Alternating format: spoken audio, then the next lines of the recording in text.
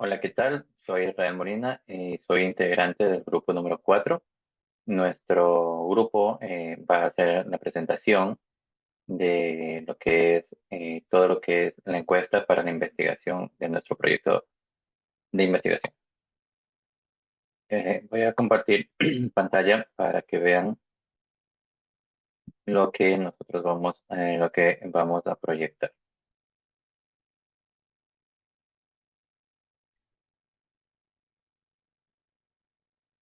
Listo.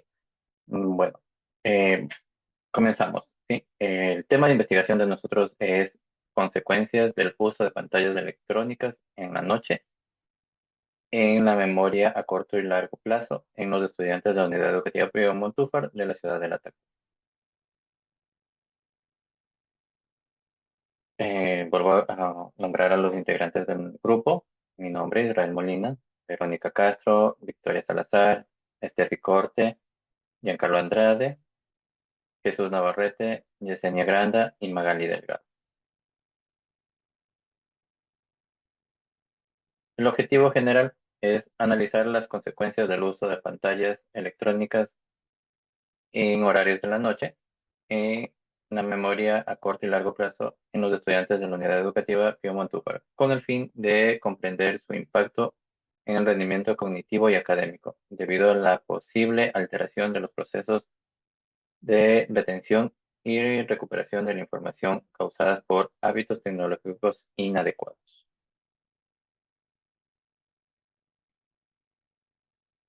Como problemática de investigación tenemos que ¿cómo influye el uso de las pantallas electrónicas en la noche, en la memoria a corto y a largo plazo, en los estudiantes de la unidad educativa Pío Montúfar de la ciudad de La Tacunga? Esa es la problemática que nos hemos planteado para poder abarcar esta investigación. Ahora, muy bien, desglosando la problemática, tenemos que se han visto el aumento de quejas de los docentes por por el bajo rendimiento de los estudiantes y por el olvido también de muchas tareas. Eh, Se ve mucho también el aumento de alumnos que usan pantallas en horas de la noche, hasta muy tarde en horas de la noche. Producto de esto hay cansancio y fatiga y falta de atención en horarios de clases. Lo que se busca ahorita, o también se tiene es la necesidad de entender si hay afectación directa en la memoria. Bueno, pues vamos a dar una pequeña introducción a todo esto. Eh, la transformación de la tecnología y el impacto que hay en los estudiantes. Podemos ver que la tecnología ha cambiado mucho la forma de aprender en estos últimos años. Recordemos que nosotros venimos saliendo de una pandemia en donde hemos sido obligados a tener que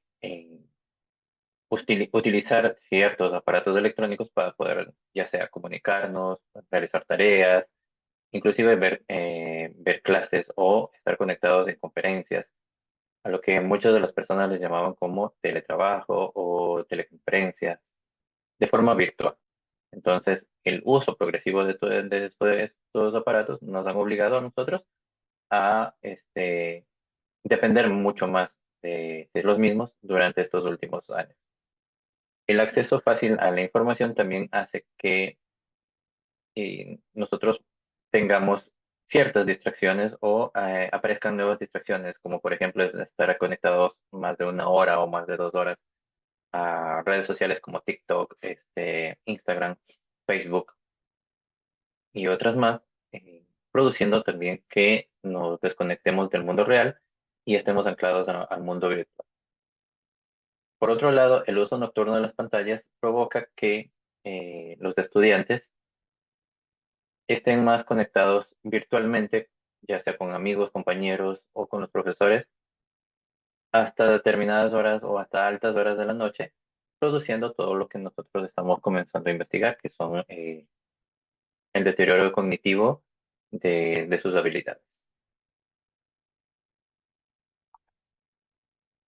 Ahora bien, podemos notar que existen algunos efectos, en especial efectos el uso nocturno de las pantallas. En este caso, la luz que emiten los aparatos electrónicos es una luz azul que altera el sueño. ¿Altera de qué manera? Hace que la melatonina, que es la encargada de producir el, el estado de sueño o el que nuestro cuerpo comience a adormecerse, sea interrumpido abruptamente o de manera irregular, produciendo que nuestro organismo comience a tener malos hábitos de sueño o insomnio. Reducción de la melatonina, como les decía, mala calidad de descanso. En este caso, perdemos horas de sueño por quedarnos mucho más tiempo conectados a las pantallas. Reducción de asimismo de-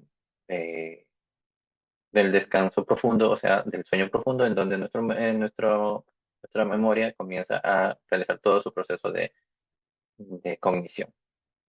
La memoria y el aprendizaje pueden verse comprometidos, sí, se pueden ver comprometidos porque baja muy rápido el índice de concentración o el proceso de aprendizaje de los estudiantes. La importancia de la memoria en el aprendizaje. Bueno, podemos ver que la memoria a corto plazo es la que nos ayuda a introducir toda la información inmediata que recibimos. O sea, si estamos comenzando a leer un libro, sabemos cómo se llama el autor, de qué año fue, la editorial, etcétera, etcétera. Memoria a largo plazo, conocimientos duraderos. En este caso, necesitamos la memoria a largo plazo para poder guardar cierta información mucho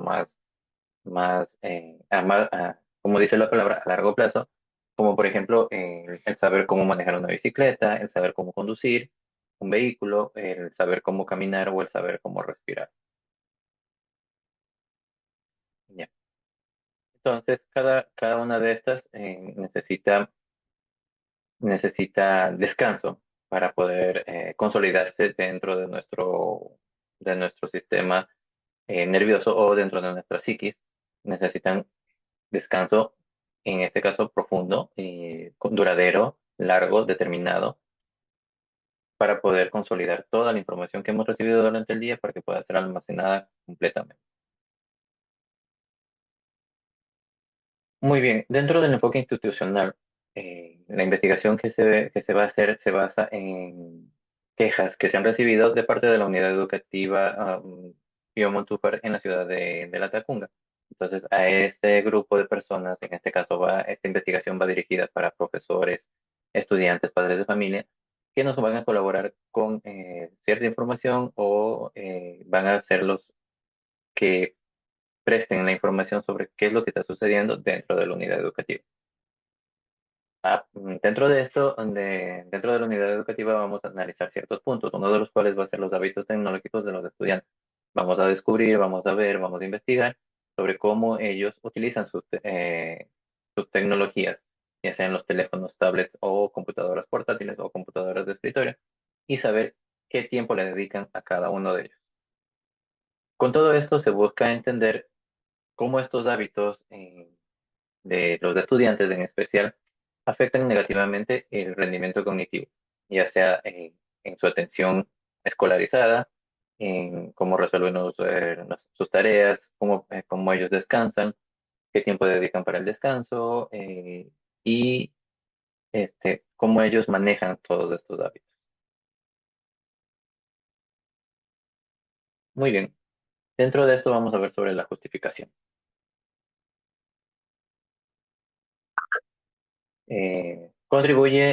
Esta investigación va a contribuir a mejorar el rendimiento académico de los estudiantes que van a estar eh, determinados por ciertos eventos o ciertos ejercicios que se les va a poder realizar a los estudiantes después de comenzar con las encuestas.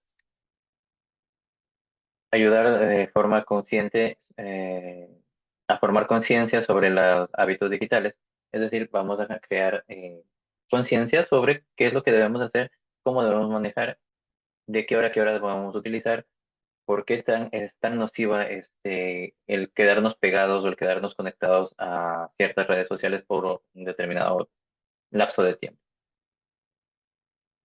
Las recomendaciones que se van a ofrecer dentro de esto de aquí ayudarán a la práctica especialmente para profesores y docentes y también a estudiantes a mejorar su calidad de hábitos digitales para mejorar también su rendimiento escolar y también su capacidad cognitiva.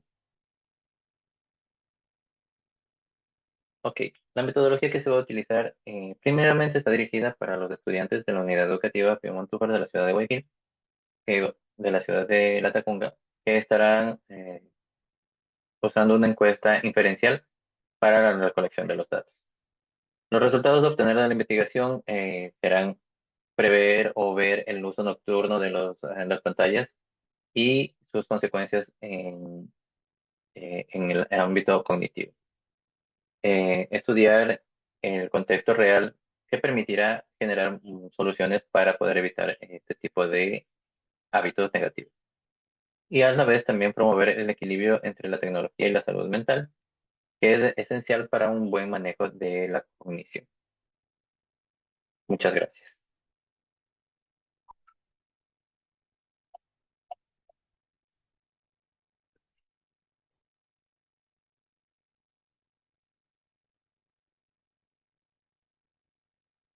Pendeja.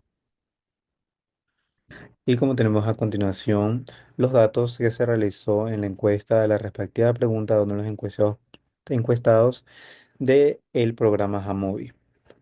Las encuestas de las preguntas de las encuestas son: ¿qué edad tiene? ¿En qué curso está? ¿Cuántas actividades diarias puede realizar sin ayuda? Su género, si es masculino, femenino, otro o prefiere no decirlo. ¿Cómo es la relación con sus compañeros, especial en aquellos que tienen una capacidad especial? Muy buena, buena, regular, mala, muy mala. ¿Cómo calificarías la enseñanza impartida por los docentes? Excelente, buena, regular, deficiente. ¿Cuánto tiempo se demora en llegar a la institución educativa? Porcentaje de adaptación física y tecnológica de las aulas. ¿Qué tanta dificultad presenta en el en el día de realizar las actividades diarias? Aquí, como podemos ver, tenemos los 60 encuestados sin ninguna pérdida. Aquí tenemos la edad, el curso, las actividades, su género, masculino, femenino, y hay otros que prefirieron no decirlo.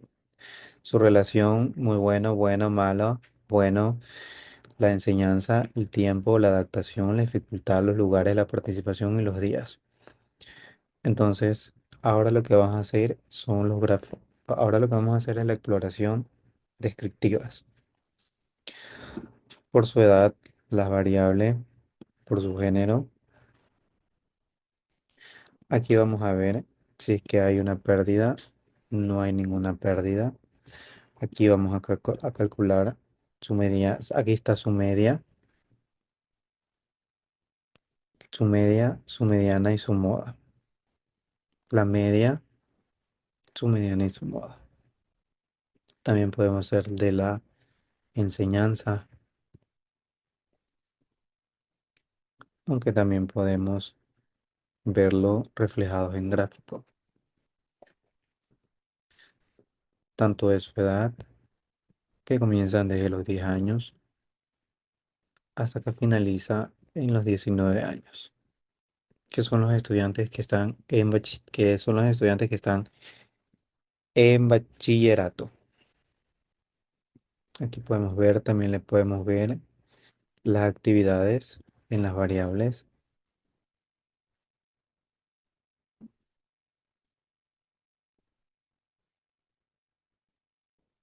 y vemos si hay perdidos. No hay perdidos.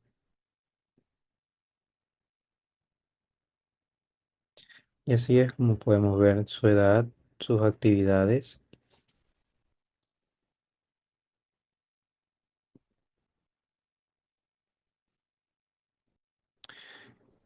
y así es como podemos ver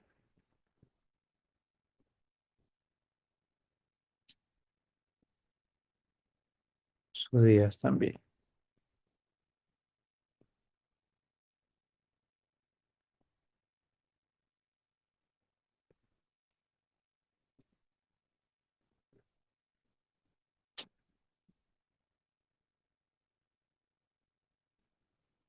Buenas tardes, compañeros. Buenas tardes, profesor. Yo les voy a hablar sobre tres tipos de muestreos. Uno es el aleatorio simple, otro es el estratificado y otro el conglomerado. El aleatorio simple básicamente es que todos los individuos que tenemos seleccionados pueden ser escogidos. Todos tienen la misma probabilidad de ser parte pues, de la muestra como tal. Esa es una principal característica de este. También de que requiere un marco muestral completo, o sea, la lista de todos los individuos y puede realizarse con o sin reposición. Un elemento puede ser o no puede ser seleccionado más de una sola vez. Este método se utiliza para obtener muestras representativas que permitan hacer inferencias válidas sobre toda la población. Y en sí, pues sería mucho más barato, se reduce costos, ya que sería algo muy general con todas las personas. El segundo es el muestreo estratificado, que es un método probabilístico que consiste en dividir la población en subgrupos homogéneos que se los denomina estratos, basados en alguna característica relevante en el estudio. Puede ser la edad, puede ser la estatura, puede ser el peso, un largo, etcétera, ¿no? Un nivel socioeconómico también, por ejemplo, y selecciona aleatoriamente una muestra de cada estrato. Existen diferentes tipos según cómo se asigna el tamaño de la muestra en cada estrato. Proporcional puede ser óptimo, que se asignan más muestras de estratos con mayor probabilidad interna para mejorar la precisión. Esta técnica permite obtener muestras representativas de cada subgrupo, a diferencia de la otra que es algo muy general, facilitando análisis más precisos y detallando sobre la población y subpoblaciones. Por último, el muestreo conglomerado es una técnica probabilística en la que la población se divide en grupos o conglomerados naturales, o sea, como sectores, como pueden ser barrios, pueden ser escuelas, pueden ser distritos, colegios, etcétera. Y se selecciona aleatoriamente algunos de estos grupos. Luego se incluyen todos los elementos dentro de los conglomerados seleccionando la muestra o se toma una submuestra de ellos, como vimos en el segundo muestreo. Este método es útil cuando la población está muy dispersa geográficamente o es muy grande, ya que reduce costos y facilita la recolección de datos al trabajar con grupos en lugar de individuos dispersos. Sin embargo, puede tener mayor error si los conglomerados no son homogéneos internamente. Muchas gracias.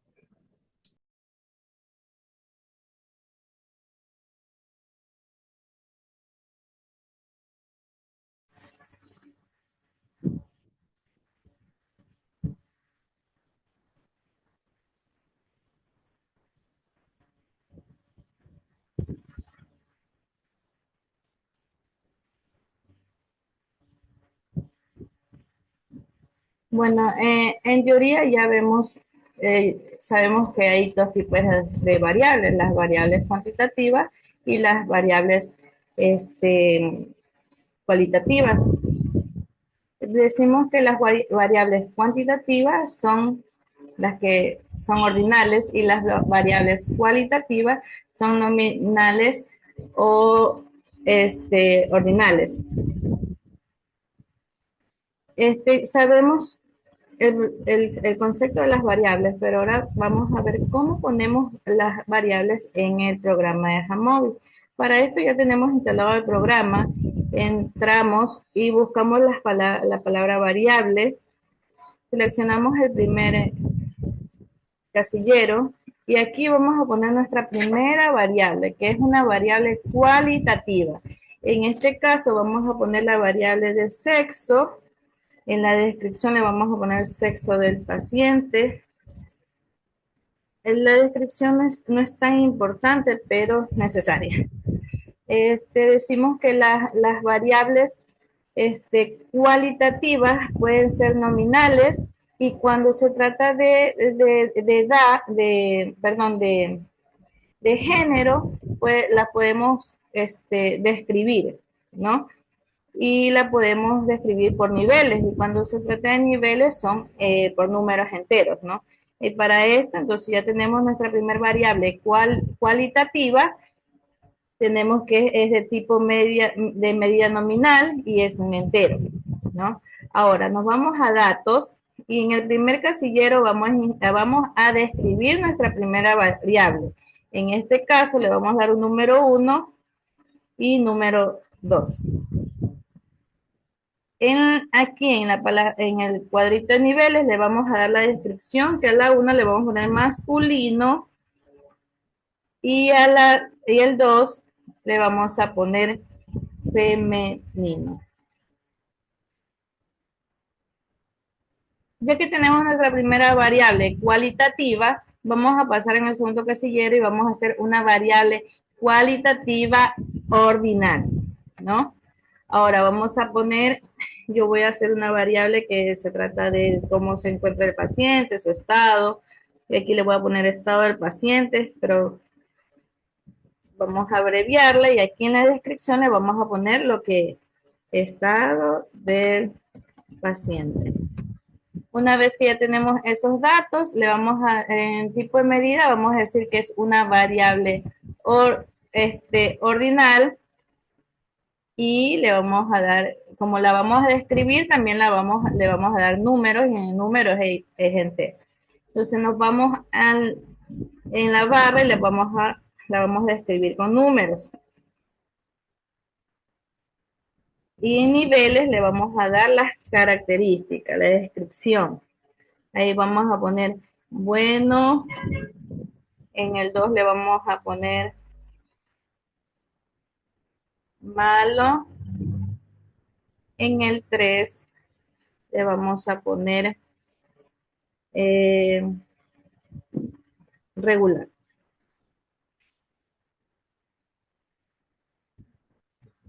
Tenemos ya nuestra segunda variable, que es cualitativa. Es una variable ordinal y la describimos que son, por darle descripción le decimos que son números enteros. Ahora vamos a pasar a nuestra cuarto casillero, donde vamos a hacer ahora una variable cuantitativa. Para las variables cuantitativas se dice que solo las variables cualitativas se le puede dar niveles, pero en las variables cuantitativas no. Porque las variables cuantitativas siempre son ordinales. Entonces aquí vamos a poner edad y la vamos a escribir como edad del paciente. Esto es opcional y usted lo puede poner como usted quiera. Ahora, como ya estamos en una variable cuantitativa, decimos que las variables cuantitativas siempre van a ser ordinales. Y como Jamovi no sabe, a Jamovi hay que describirle qué tipo de cualidad le estamos ingresando. Él no diferencia entre una variable continua y una discreta, porque las variables cuantitativas son continuas y discretas. Entonces a Jamovi hay que indicarle que esta variable es una variable ordinal y es entero. ¿Por qué entero? Porque las edades son números enteros, no se las identifican de otra forma, sino 1, 2, 3, 4, 5. Entonces sabemos que es un número entero. Y ahora vamos a poner otra variable cuantitativa. Aquí la vamos a describir como talla. Le vamos a dar la descripción talla del paciente. Volvemos a repetir que a Jamovi hay que indicarle qué tipo de variable le vamos a ingresar. Entonces, en esta vez le vamos a ingresar una variable decimal, ¿no? Una vez que ya hemos ingresado esto en el sistema, nosotros vamos a completar nuestros datos. Vamos a ponerle que el primer paciente tiene 17 años. Tiene una talla de 1.62, 63. A nuestro paciente le ponemos que tiene 18 años, a la femenina, y que tiene una talla de 1.58. 1.58. Ahora, aquí vamos a ingresar todos los datos que tenemos en nuestros pacientes en esta tabla. Entonces, una vez que ya hemos ingresado todos los datos, yo les voy a presentar ahorita otro documento que ya están ingresados los datos, sino que quería explicarle cómo se ingresan las variables en el sistema. Ya tenemos ingresado todo en el sistema. No. Vamos a datos y vemos, confirmamos que todo está ingresado en el sistema. Variables cualitativas y cuantitativas. Ya, aquí están nuestras variables. Hay variables cuantitativas, variables cualitativas, cuantitativas decimales y cualitativas nominales, cualitativas nominales. Bueno, entonces ya una vez que hemos ingresado todo en el sistema, nosotros nos vamos a la palabra análisis, vamos a exploración, ponemos descriptiva, y aquí aquí ya Jamovi nos presenta los datos que hemos ingresado en el sistema. Pero nosotros queremos trabajar en una específicamente para demostrar el proceso en el sistema y vamos a coger, por ejemplo, una variable cuantitativa decimal. Vamos a poner aquí vamos a la palabra de estadística. En el sistema ya nos arroja los resultados, pero vamos a sacarle esos resultados. Vamos a sacarle todos los vistos para nosotros indicarle que nos dé los resultados. Ya no tenemos nada en el sistema y vamos a decirle que nos dé el número de personas, los datos perdidos, la media, mediana, moda, desviación estándar, varianza, el mínimo y el máximo. Vemos que ya el sistema nos dio todos estos resultados. Aquí vemos que tenemos el número de personas, los datos perdidos en 0, la media, la mediana, moda, tenemos la varianza que dice que es la desviación cuadrática de todos los valores en conjuntos con la media. Y tenemos la desviación estándar, que es la raíz cuadrada de esa división cuadrática en forma lineal. Entonces aquí tenemos la mínima y la máxima. Bueno, eso es todo de mi parte. Le doy paso a mi siguiente compañero.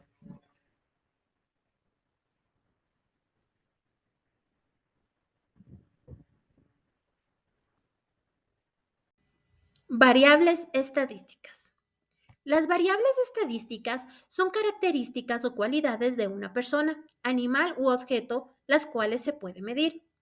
Por ejemplo, la edad, la estatura, el peso o la altura de un edificio. Cada uno de estos números representa una variable y, como su nombre lo indica, puede cambiar y adquirir diferentes valores. Se clasifican en dos tipos de variables que se utilizan en el análisis e interpretación de datos: variable cualitativa y variable cuantitativa. Las variables cualitativas se representan cualidades o características no numéricas. Tipos: nominal, sin orden. Por ejemplo, género, color de ojos, color de pelo. Ordinal, con orden jerárquico, nivel educativo, básico, medio o superior. La distribución de frecuencias según el tipo de variable. Se organizan en tablas mostrando categorías y sus frecuencias absolutas, relativas o porcentual, por ejemplo, en gráficos de diagramas de barras o de sectores. Las variables cuantitativas se representan en cantidades numéricas. Existen dos tipos: la discreta y continua. La discreta toma de valores enteros, por ejemplo, número de hijos, y la continua toma de valores en un intervalo, por ejemplo, peso o altura.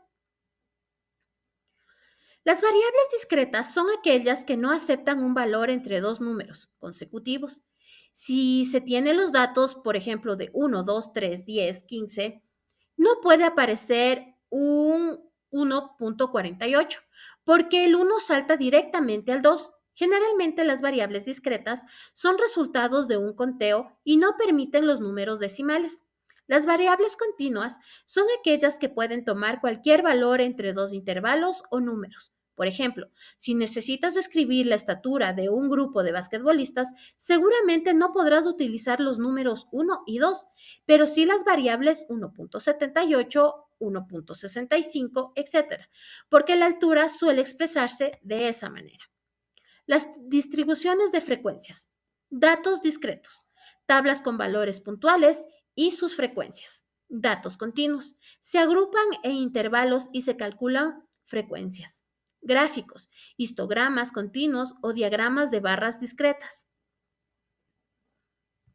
En conclusión, las variables cualitativas describen atributos mientras que las cuantitativas miden magnitudes. La elección del método de distribución de frecuencia y sus representaciones gráficas dependen del tipo de variable analizada. Bienvenidos a su proyecto de estadística. Análisis de varianza y diseño de experimentos. Es un procedimiento estadístico que permite dividir la variabilidad observada en componentes independientes que pueden atribuirse a diferentes causas de interés.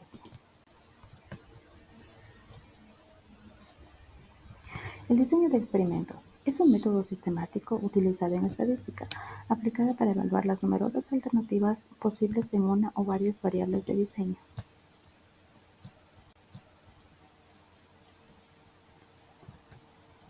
Las pruebas no paramétricas. Cuando no se puede considerar la pertenencia de una muestra a una población de distribución conocida, ahí es el momento de aplicar técnicas no paramétricas.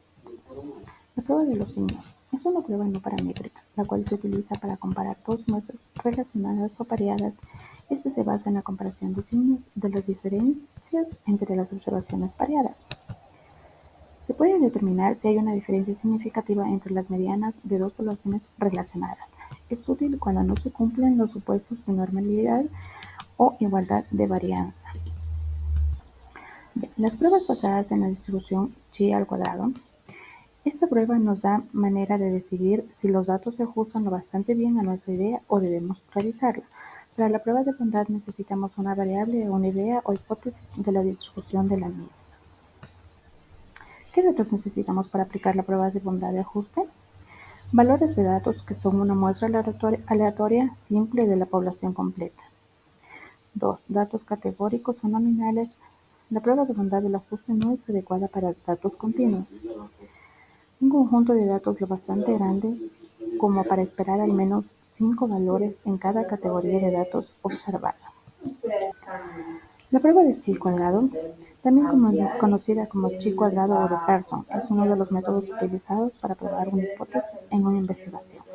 La prueba chi cuadrado es un procedimiento estadístico utilizado para determinar si existe una diferencia significativa entre los resultados esperados y los resultados observados en una o más categorías. ¿Cómo realizar una prueba de chi cuadrado? Define sus hipótesis en una alternativa antes de iniciar la recolección de datos. 2. Desea calcular los altos. Así empieza a decidir el riesgo de que está dispuesto a llegar a una conclusión errónea. 3. Se contempla los datos para ver si hay errores.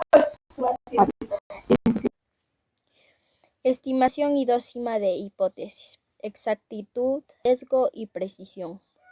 La estimación consiste en precidir parámetros poblacionales a partir de datos muestrales. Puede ser puntual o intervalo. Por otro lado, la dosima de hipótesis es una técnica para precidir si una suposición sobre una población es estadísticamente válida. En este contexto, la exactitud se refiere a cuán cerca está la estimación del valor real. El sesgo indica si hay una desviación sistemática y la precisión mide la consistencia entre diferentes estimaciones. Un resultado puede ser preciso pero inexacto, si siempre se equivoca de la misma forma.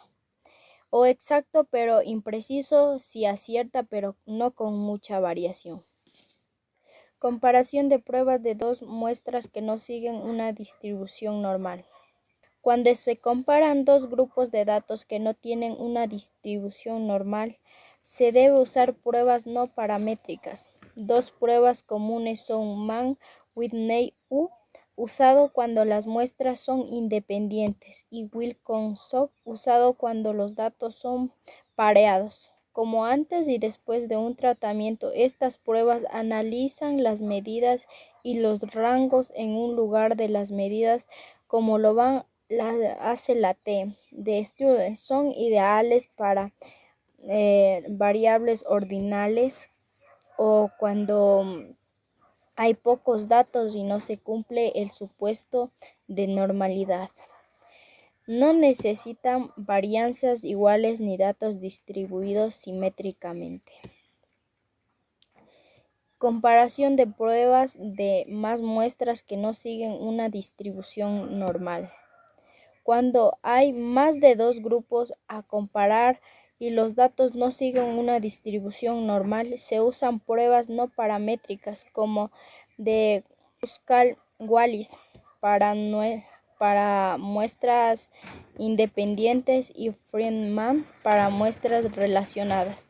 Estas pruebas comparan los rangos entre grupos, no las medidas, y permiten identificar si existen diferencias estadísticas significativas.